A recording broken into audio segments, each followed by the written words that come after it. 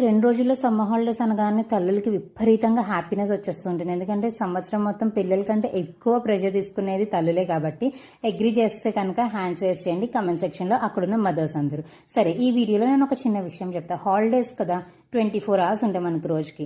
24 అవర్స్లో ఒక్క గంట కూర్చోబెట్టండి పిల్లల్ని. వాళ్ళు ఏడుస్తారు, అలా అని ప్రెషర్ పెట్టకుండా ఒక గంట కూర్చోబెట్టి ఆడుతూ పాడుతూ వాళ్ళతోటి టేబుల్స్ చదివించి, వర్డ్స్ ఉంటాయి కదా ఇంగ్లీష్లో, వాటికి స్పెల్లింగ్స్ నేర్పించండి. రోజు ఒక 2 or 3 వర్డ్స్ అంతే, వాళ్ళ స్టాండర్డ్ని బట్టి.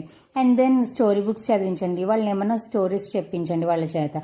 ఇలా చేయడం వల్ల ఏమవుతుందంటే వాళ్ళకి లాంగ్వేజ్ స్కిల్స్ పెరుగుతాయి. అట్ ద సేమ్ టైం వాళ్ళు చదువుకున్నవి మర్చిపోరు. అండ్ స్కూల్ ఓపెన్ అయ్యే టైంకి పిల్లలు ఫ్రెష్ మైండ్తో వెళ్ళాలి, అలా అని బ్లాంక్ మైండ్తో వెళ్ళకూడదు.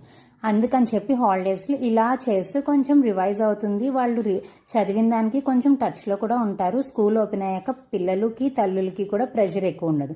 వీడియో నచ్చితే సబ్స్క్రైబ్ చేయండి. బాయ్.